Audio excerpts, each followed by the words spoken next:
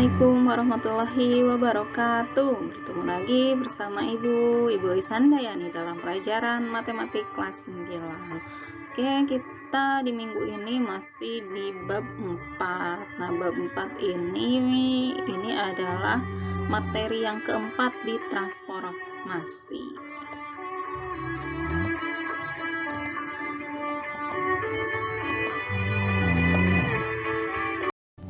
Baiklah, sebelum kita memulai pembelajaran hari ini, kita bacakan dulu doa bersama-sama. Bismillahirrahmanirrahim.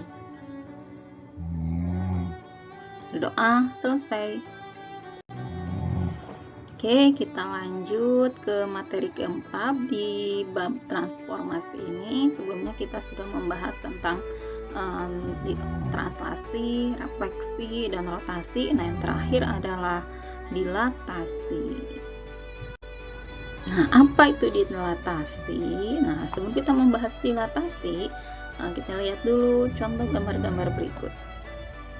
Nah, di sini ada sebuah gambar penguin yang asalnya 30 cm, kemudian diperbesar menjadi 150 cm. Nah, contoh lainnya di sini ada sebuah foto yang awalnya berukuran 2 kali 5, kemudian diperbesar menjadi 4 kali 6. Nah, contoh lainnya ada contoh miniatur dari sebuah pesawat Lion Air. Nah, pesawat itu kan ukuran nyatanya itu besar ya, kemudian dibuat miniaturnya dengan ukuran yang lebih kecil. Nah, dari sini kita bisa tahu apa itu dilatasi. Nah, dilatasi itu yaitu perbesaran. Nah, dari yang ukurannya awalnya kecil kemudian diperbesar, dan pengecilan yang dari awalnya ukurannya besar kemudian diubah menjadi kecil. Nah, itulah yang disebut dengan dilatasi. Oke, untuk lebih jelasnya kita bahas dilatasi lebih lanjut. Kita perhatikan contoh berikut. Nah, di sini ada sebuah segitiga ABC didilatasikan. Dilatasinya di sini adalah perbesaran, maka segitiga ABC akan menjadi A aksen, B aksen, dan C aksen. Nah, contoh berikutnya di sini ada segitiga siku-siku yang berada dalam sebuah bidang kartesius. Di sini ada segitiga A, B, C.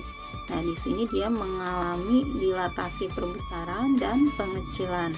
Di sini perbesarannya menjadi B3, C3, dan A3, kemudian diperkecil menjadi A2, B2, dan C2.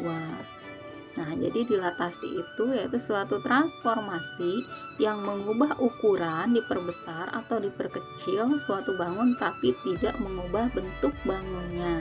Nah, jadi dilatasi itu transformasi atau perubahan dari suatu bangun menjadi lebih besar atau lebih kecil tetapi bentuknya tidak berubah. Nah, itulah yang disebut dengan dilatasi. Nah, ada hal yang harus diperhatikan dalam dilatasi. Yang pertama yaitu pusat dilatasi, kemudian faktor skala atau faktor dilatasinya. Nah, pada dilatasi setiap titik P dipetakan ke titik P aksen, sehingga di sini OP aksen didilatasikan KOP dengan O sebagai pusat dilatasi dan K adalah faktor skala. Jadi di sini nanti akan ada faktor skalanya. Nah, faktor skala itu yaitu jarak dari pusat dilatasi ke titik hasil P aksen, nah, dibagi dengan jarak dari titik pusat dilatasi ke titik asal P. Nah, dilatasi dengan pusat O dan faktor skala K dapat ditulis dengan notasi seperti ini dalam kurung O, K, di mana O itu titik pusatnya dan K adalah skalanya. Baiklah, sekarang kita bahas tentang dilatasi pada bidang koordinat. Nah, faktor skala ini akan menentukan apakah suatu dilatasi merupakan perbesaran atau pengecilan. Nah, suatu koordinat x, y dengan faktor skala k akan menghasilkan koordinat kx, ky atau dapat ditulis xy didilatasikan menjadi kx, ky. Nah, ketika K-nya lebih dari 1, maka dilatasi tersebut adalah perbesaran. Nah, jika K-nya lebih dari 0 atau kurang dari 1, maka dilatasi tersebut termasuk ke dalam pengecilan. Nah, contohnya seperti ini. Nah, berarti yang ini itu K-nya lebih dari 1. Nah, yang ini K-nya berarti lebih dari 0 kurang dari 1. Nah, dilatasi dengan pusat O 0,0 dan faktor skala K, nah berlaku rumus seperti ini. P, jika ada suatu titik P dan koordinat A, B didilatasikan dengan O, K, maka P aksennya akan menjadi A dikali K, B dikali K. Oke, untuk lebih jelasnya kita bahas contoh berikut. Nah, di sini ada soal. Tentukan bayangan titik 8, -5 oleh dilatasi 0,4. Nah, berarti di sini skalanya adalah 4. Nah, dilatasi 0,4 artinya dilatasi dengan pusat O 0,0 dan faktor skala 4. Nah, kita masukkan ke rumus yang tadi. P, A, B didilatasikan 0, K menjadi P aksen A dikali K, B dikali K. Nah, kita masukkan. Nah, ini titiknya 8,-5. Ini dilatasinya 0,4. Kita kalikan A dikali B, berarti 8 dikali 4, koma B dikali K, -5 dikali K. Hasilnya adalah P aksen 8 kali 4 adalah 32, -5 dikali 4 adalah -20. Jadi bayangan titik P 8,5 oleh dilatasi 0,4 adalah P aksen 32, -2. Contoh berikutnya, contoh yang kedua. Diketahui segitiga ABC dengan titik sudut masing-masing A 1,3, D 2,3 dan C 2,1. Gambarkan segitiga ABC dan bayangannya setelah didilatasi dengan faktor skala 3 dengan pusat dilatasinya 0,0. Nah, titik awalnya untuk mempermudah kita buat dalam bentuk tabel ya. Nah, titik asalnya yang A 1,3, B 2,3, C 2,1. Nah, rumuskan yang tadi ya, A dikali B, B dikali K, tinggal dikalikan. K-nya berarti sini adalah 3, tinggal dikalikan 1 dikali 3, 3 dikali 3. Hasilnya aksennya 3,9. B-nya 2,3 berarti 2 dikali 3, 3 dikali 3. Hasilnya adalah 6,9. C-nya 2,1 kalikan ke K, 2 dikali 3, 1 dikali 3. Hasilnya adalah C aksen 6,3. Nah, jika digambarkan bentuknya seperti ini. Titik awalnya A, B, C. A-nya, A awalnya, awal yang ini berarti 1,3. B awalnya 2,3, 2x, 3-nya Y. C-nya 2,1, 2x, 1-nya Y. A, B, C. Diperbesar dengan skala 3. Nah, bayangannya yang ini hasilnya. A aksennya 3,9, 3,9. B-nya 6,9. C-nya 6,3. Jadi setelah diperbesar gambarnya adalah seperti ini. A aksen, B aksen, dan C aksen. Bentuknya tidak berubah tetapi ukurannya yang berubah. Materi selanjutnya dilatasi dengan pusat S, X, Y. Nah, pada dilatasi dengan pusat S, X, Y dan faktor skala K berlaku rumus berikut. Nah, PA, B. Kalau yang tadi kan pusatnya di titik 0. Nah, sekarang pusatnya ada di suatu titik. Nah, titiknya di sini ada S, X, Y dengan skala K.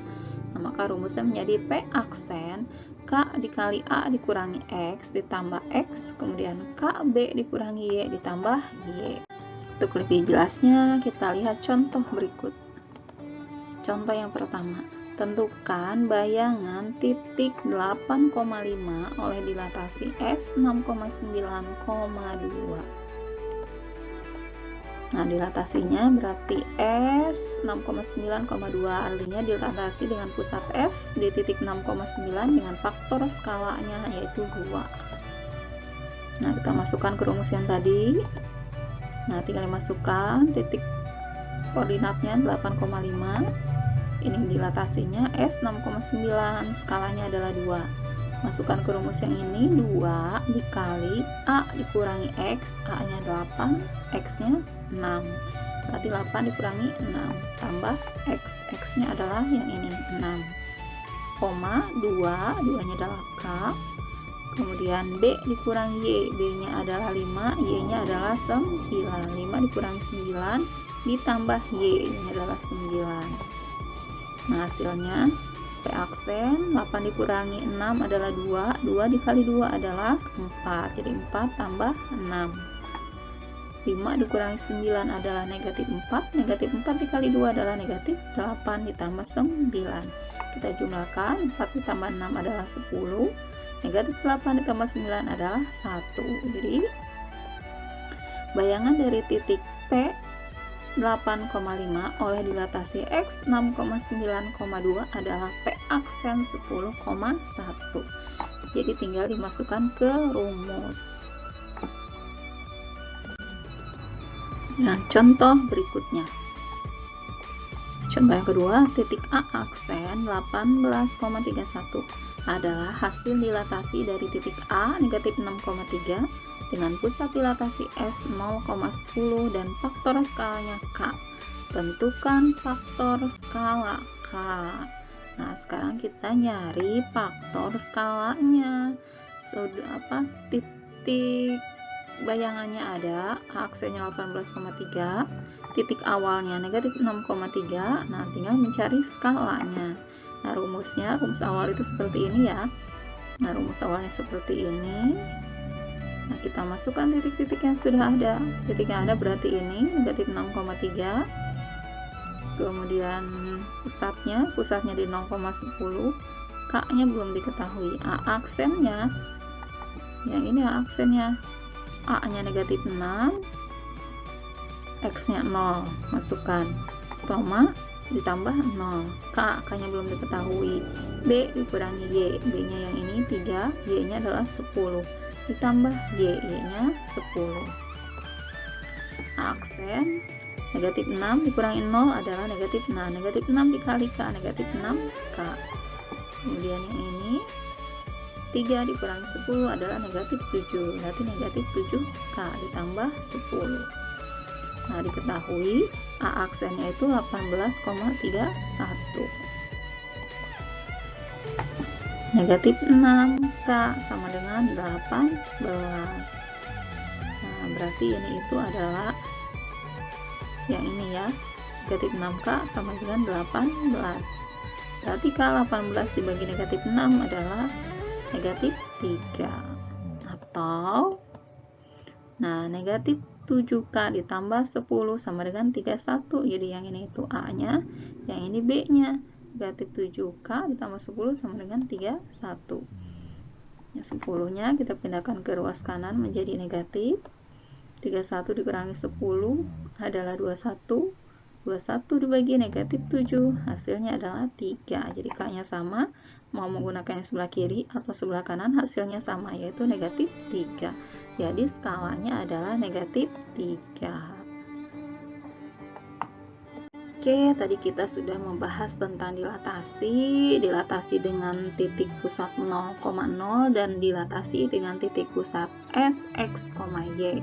Nah, biar lebih paham, silakan kalian kerjakan latihannya. Matematika itu kalau tidak ada latihan, kalian tidak akan pernah paham. Jadi mohon maaf kalau setiap pelajaran matematik itu pasti akan selalu ada latihannya. Nah, sekarang silakan kerjakan latihannya yang ada di halaman 139, latihan 8, nomor 3, bagian A, B, dan C. Kemudian latihan 9, halaman 142, bagian nomor 1, A, dan B. Silakan dikerjakan di buku latihannya. Nanti kita bahas ketika PTM. Kita bahas dan kita nilai, oke? Alhamdulillah, materi untuk hari ini sudah selesai ya, materi tentang dilatasi dan bagian terakhir juga dari materi transformasi. Di transformasi kita sudah membahas 4 materi, yaitu translasi, refleksi, rotasi, dan dilatasi. Jadi materi di bab 4 sudah selesai. Terima kasih atas segala perhatiannya. Sampai ketemu lagi di pertemuan berikutnya, dan siap-siap untuk ulangan ya. Oke. Terima kasih atas perhatiannya. Assalamualaikum warahmatullahi wabarakatuh.